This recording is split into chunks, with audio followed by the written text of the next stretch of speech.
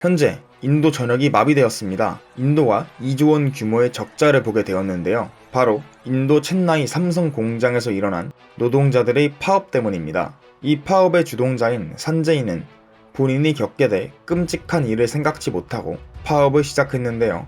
처음 이들의 요구안은 연봉 인상이었습니다. 이 챈나이 삼성 공장은 인도 사람들에게 꿈의 직장으로 여겨집니다. 인도인의 평균 월급은 약 2만 루피로 한화 30만원 정도인데 빈부격차가 심한 인도이기에 실제론 30만원 정도만 받아도 인도인들은 꿈에 그리던 삶을 살 수 있죠. 그런데 챈나이 삼성 공장의 초봉은 이를 훨씬 더 뛰어넘는 3만 5천 루피, 약 60만원 정도입니다. 하지만 산제일을 비롯해 여러 직원들은 인터넷으로 한국 본사의 근로자들을 보고 그들의 초봉과 복지 혜택을 찾아보며 우리도 한국 기업에서 일하는데 한국인들처럼 대우를 받아야 해 라는 생각이 들었습니다. 사실 인도에 인터넷이 보급되기 시작한 건 다름 아닌 삼성 때문이기도 했는데요. 삼성은 2023년까지 인도의 인터넷 장비에 연간 3조 원 규모의 투자를 하며 인도 시장의 가능성을 눈여겨보고 있는 상황이었습니다. 하지만 산제이는 삼성의 중요성을 생각지 못하고 그의 생각은 곧 인도의 챈나이 공장 전체에 퍼집니다. 삼성은 우리를 이용하는 게 틀림없어. 역시 한국 기업은 믿으면 안 돼. 나라도 작은 주제. 그들은 급기야 한국을 무시하는 지경에까지 이르며 그들의 월급을 7만 루피, 약 110만원 정도까지 인상시켜달란 터무니없는 요구를 했죠. 이는 인도 전역에 빠르게 퍼지며 많은 언론들의 주목을 받았는데요.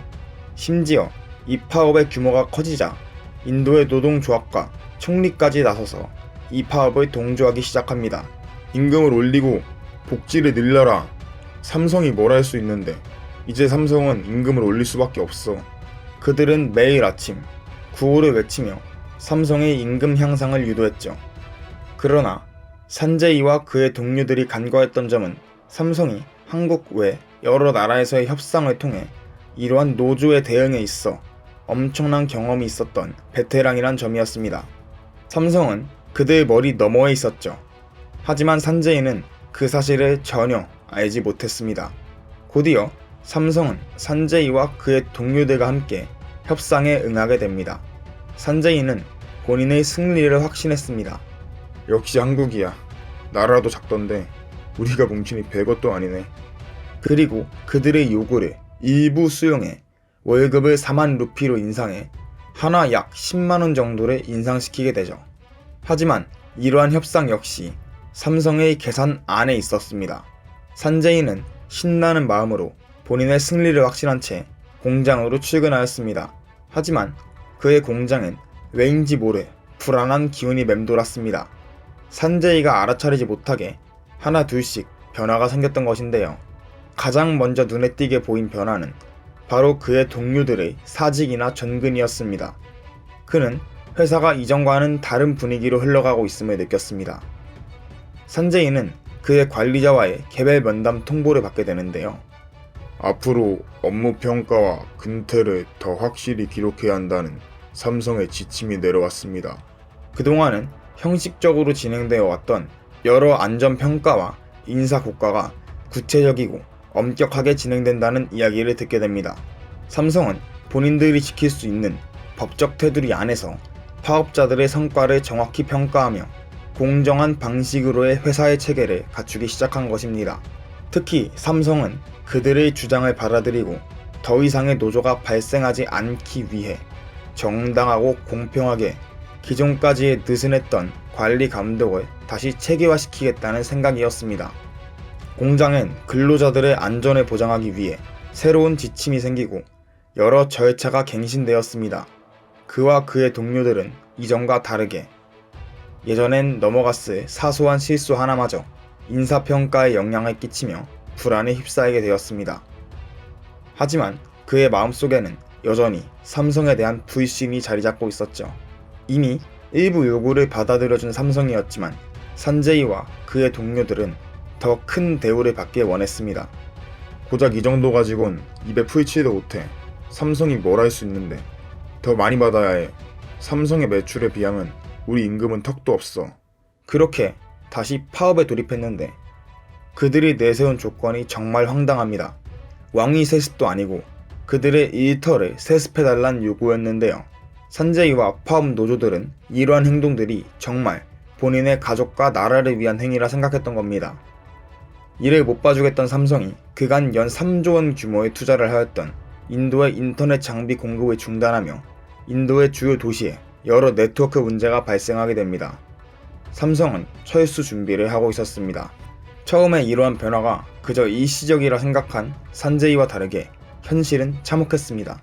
인도의 주요 도시에 여러 네트워크 문제가 발생하자 인도 전역은 사람들의 아우성으로 가득 찼습니다. 그로 인해 인도의 은행 시스템, 경제 및 전산 시스템이 마비되며 전문가들은 이때 인도가 약 2조 원 규모의 손실을 본 것으로 분석했죠. 산제이는 삼성이라는 거대 기업을 무시하고 삼성이 인도에 제공하는 여러 기술들을 전혀 깨닫지 못했던 것이었습니다. 산제이는 처음 파업이 본인이 원하는 대로 이루어질 것이라 생각했으며 인도의 승리로 끝났다고 확신하고 있었습니다. 하지만 이로 인해 삼성은 인도에서의 특별 대우 없이 안전 규정을 추가하며 오히려 산제이의 업무 절차만을 복잡하게 만들었죠. 이때부터 산제이는 공장 내 어느 구역에서든 항상 일정한 유니폼만을 입고 엄격한 절차에 따라 장비를 사용하며 매 절차마다 관리자에게 보고서를 올려야 하는 등 그의 동료들도 큰 불안에 빠지게 됩니다. 경제 상황 역시 좋지 않게 흘러가는데 인도의 루피 환율 역시 역사상 저점을 기록하며 급기야 인도의 총리까지 나서 이러한 파업을 규탄하고 삼성에 다시 도움을 청하는 지경에까지 이릅니다. 다행히 인도의 총리가 나서 이러한 사태를 중재해 삼성의 철수는 막을 수 있었습니다만 파업의 주동자 중 한 명인 산제이는 국민들의 큰 공분을 사게 되죠. 기자들이 그의 집에 들이닥치며 파업 당시 상황에 대해 물어보며 산제이는 국민들의 적이 됩니다. 산제이는 속으로 깨우쳤습니다. 본인이 얼마나 큰 혜택을 누리고 있었는지를 삼성에서 제공해주는 최상위 임금, 여러 복지 혜택, 심지어 가족 단위의 지원, 인터넷 인프라까지 그는 점점 삼성이란 기업이 인도에게 얼마나 큰 투자를 하였는지를 깨닫고 사람들이 그에게 야유를 보낼 때마다 그는 엄청난 후회를 했죠. 하지만 여전히 그는 본질적인 문제를 깨닫지 못했습니다. 여전히 그의 머리 한켠엔 삼성이 인도를 이용하고 있다는 생각이 자리잡고 있었는데요. 엎친 데 덮친 격으로 산제이는 그의 관리자로부터 한 가지 충격적인 사실을 통보받습니다. 바로 새로워진 평가 기준으로부터의 그의 임금 삭감 소식이었는데요.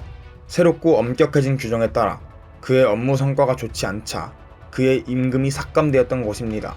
더 충격적인 소식은 그의 이러한 업무 성과가 지속되면 해고될 수도 있단 관리자의 통지였습니다. 그는 항상 불안에 휩싸여 일하였고 하루도 맘 편하게 자는 날이 없었습니다. 삼성은 여전히 철저한 성과주의로 운영되며 점점 산제이를 압박해왔습니다. 관리자가 그를 부르며 이번 달 실적입니다. 예상 목표치를 훨씬 밑돌더군요. 본사에서 내려온 지침에 따라 지금까지 제공되었던 의료 혜택이 중단될 예정입니다. 산제이는 이때 세상이 무너지는 듯한 충격을 받습니다. 삼성을 만만하게 보면 안 됐어. 괜한 짓이었던 것 같네.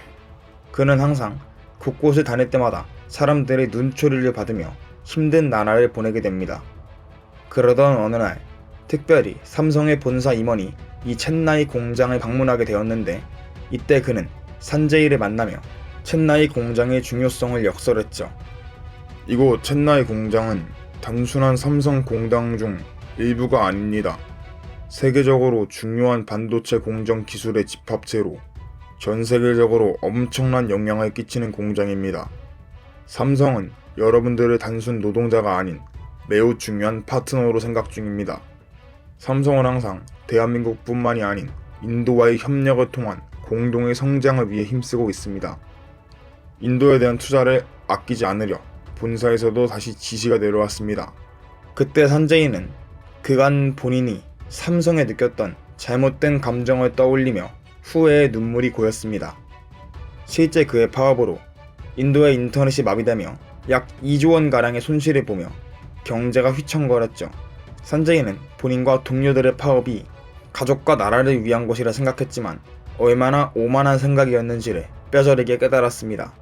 그는 삼성 고위 간부의 방문 이후 삼성이 인도에 끼치는 파급력을 깨달으며 마침내 본인이 그동안 잘못된 판단을 하였다고 깨달았습니다. 그는 그의 동료들에게 자신의 모든 생각을 털어놓았습니다. 사실 삼성은 우리 위해 일하고 있었던 거야. 항상 삼성에게 감사했어야 했는데 우리 잘못이야. 동료들 역시 그의 생각에 동의하며 더 이상의 불만 없이 삼성의 새로운 기준에 맞추어 적응하고자 최선을 다해 일하기 시작했습니다. 그는 이전과 다르게 모든 업무에 철저히 임했으며 진심으로 삼성에 감사함을 느끼며 일하고 있었습니다. 그의 동료들 역시 그를 통한 영감을 얻으며 첸나이 공장의 실적은 빠르게 개선되었습니다. 산제이는 이전과 다르게 철저하게 작은 실수도 스스로 용납하지 않으며 공장의 비효율적인 부분 역시 개선하려 노력했습니다. 그러던 중 다시 공장의 관리자가 산제이를 호출하였는데요. 산제이님 덕분에 공장의 실적이 훨씬 좋아진 것 같습니다. 본사의 지침대로 승진될 겁니다. 그는 본사의 지침에 따라 더 다양한 혜택을 받을 수 있었고 이는 곧 산제이의 승진으로 이어졌습니다. 그는 이제 첸나이 공장의 핵심 인물로서 그 누구보다 앞장서 첸나이 공장을 이끌며 삼성에 대한 무한한 감사를 느끼며 살아가게 되었습니다. 국민들 역시 그가 진심으로 반성하고 인도 내 첸나이 공장의 실적이 올라가자 더 이상 그를 폄하하지 않았죠. 그는 파업 이후 관리자를 포함해 직원들과 원만한 관계를 유지하며 지금까지도 삼성을 위해 일하고 있으며 이로 인해 인도 내 삼성 첸나이 공장의 제품들은 여전히 세계로 수출되고 있습니다. 오늘 여러분들은 이 산제이의 스토리를 들으며 그의 잘못된 판단이 어떠한 대가를 불러오게 되었고 어떠한 과정을 거쳐 반성을 하여 삼성 공장의 인재가 되었는지를 알게 되셨으리라 생각합니다. 구독과 좋아요 한 번씩 부탁드리며 한국 자본을 무시한 태국 상류층들의 반전 스토리도 저희 채널에 준비되어 있습니다. 이 박스를 클릭해주세요. 첸나이에 대한 여러분들의 생각을 댓글로 남겨주세요.